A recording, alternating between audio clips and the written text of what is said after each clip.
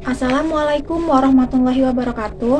Hai Sobat Prima, perkenalkan nama saya Yunita Duyanti dengan NIM 6120 1230 386. Saya dari Fakultas Ekonomi dan Bisnis, Prodi Manajemen. Pada kesempatan kali ini, saya akan membuat video tentang kinerja sumber daya manusia pada PT Kopi Nusantara. Yang pertama, saya akan membahas analisis dan perancangan pekerjaan. Pada PT Kopi Nusantara Sejahtera, analisis pekerjaan dilakukan untuk mengetahui kebutuhan tenaga kerja secara jelas. Perusahaan menganalisis setiap posisi kerja seperti barista, staf produksi, marketing, dan juga manajer operasional. Pada tahap ini, perusahaan melakukan analisis pekerjaan untuk mengetahui kebutuhan tenaga kerja secara tepat.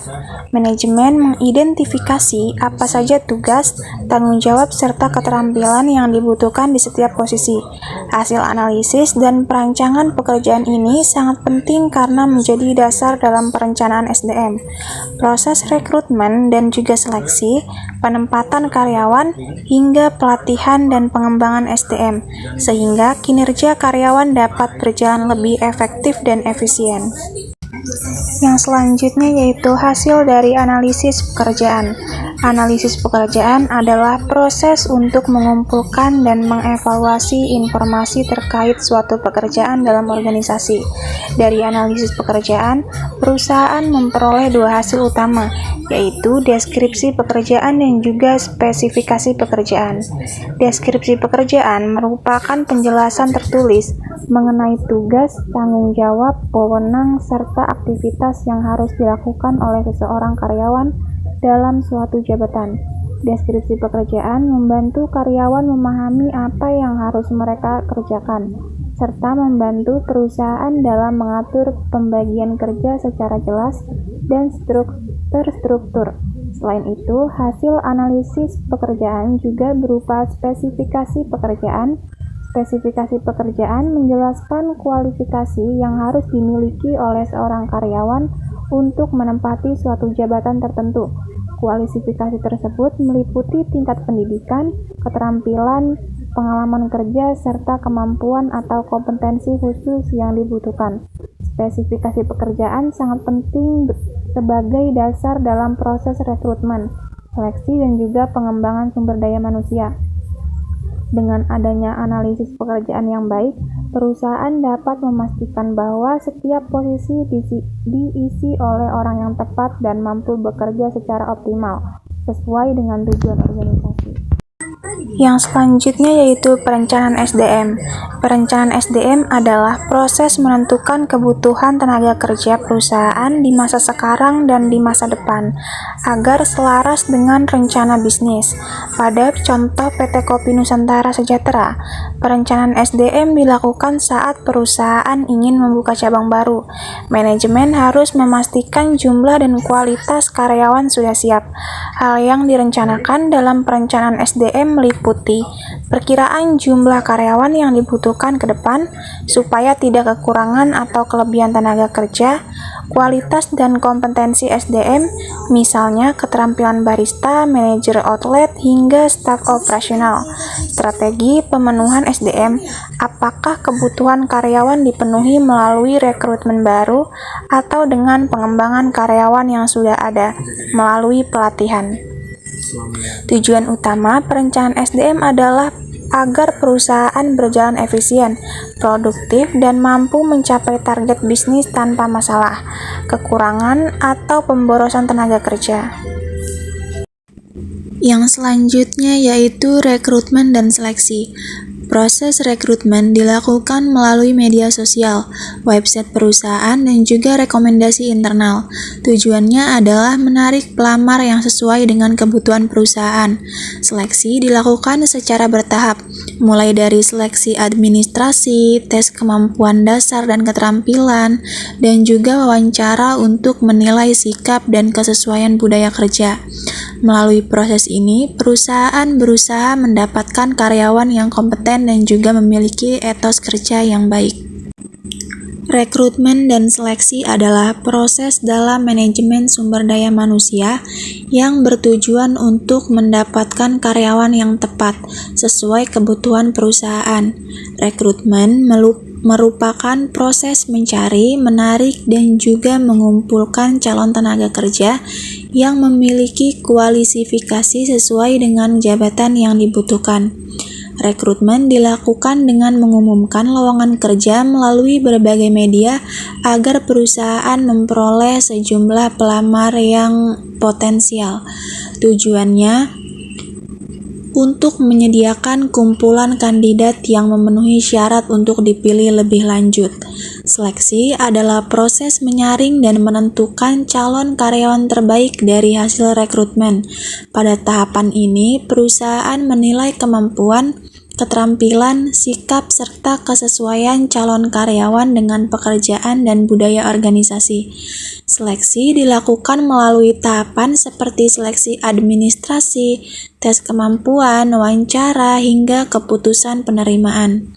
Rekrutmen dan seleksi yang efektif akan membantu perusahaan memperoleh sumber daya manusia yang berkualitas dan mampu mendukung pencapaian tujuan organisasi. Yang selanjutnya yaitu pengenalan, penempatan, dan juga pemberhentian. Karyawan baru mengikuti program pengenalan atau orientasi kerja. Program ini memperkenalkan visi, misi, budaya perusahaan, serta aturan kerja yang berlaku. Penempatan karyawan dilakukan sesuai dengan hasil seleksi dan keahlian yang dimiliki. Hal ini bertujuan agar karyawan dapat bekerja secara optimal. Pemberhentian karyawan dilakukan sesuai dengan peraturan perusahaan, seperti karena kontrak berakhir, pengunduran diri, atau juga pelanggaran aturan kerja. Pengenalan, penempatan, dan pemberhentian adalah tahapan penting dalam manajemen sumber daya manusia. Pengenalan merupakan proses awal ketika karyawan baru masuk ke perusahaan. Pada tahapan ini, karyawan diperkenalkan dengan lingkungan kerja, aturan perusahaan, budaya organisasi, struktur jabatan, serta tugas dan tanggung jawabnya.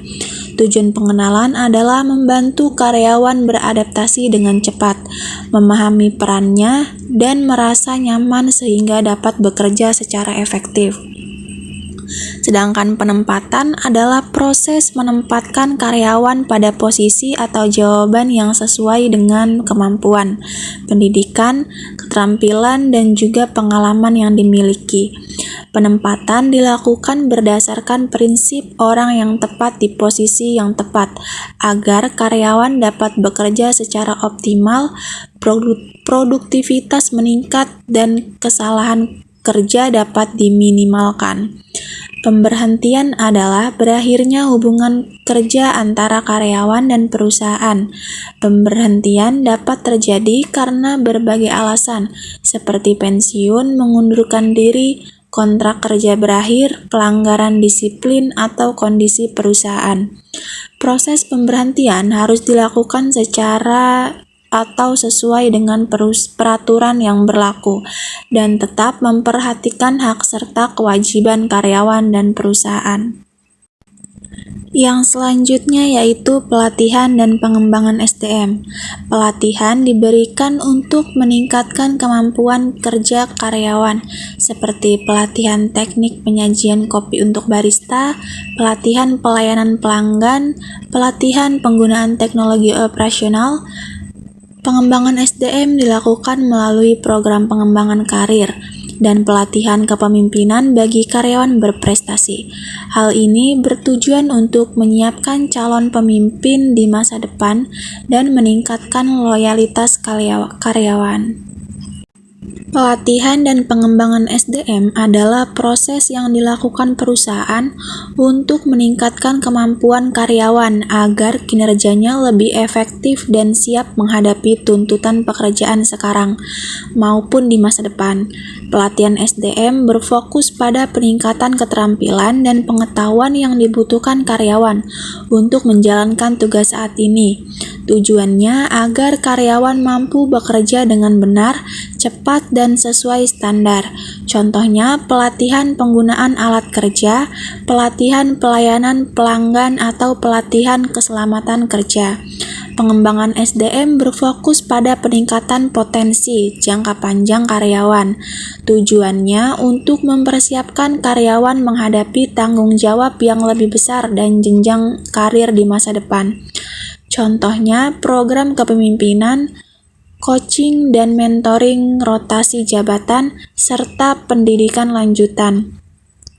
Melalui pelatihan dan pengembangan SDM, perusahaan dapat meningkatkan kinerja, produktivitas, serta loyalitas karyawan, sekaligus memastikan keberlangsungan dan daya saing organisasi. Dari pembahasan tersebut dapat disimpulkan bahwa kinerja SDM sangat dipengaruhi oleh pengelolaan yang baik, mulai dari perencanaan hingga pengembangan. PT Kopi Nusantara Sejahtera menunjukkan bahwa manajemen SDM yang efektif mampu mendukung mencapai tujuan perusahaan secara berkelanjutan. Baiklah, segitu saja presentasi dari saya. Kurang lebihnya mohon maaf. Wassalamualaikum warahmatullahi wabarakatuh.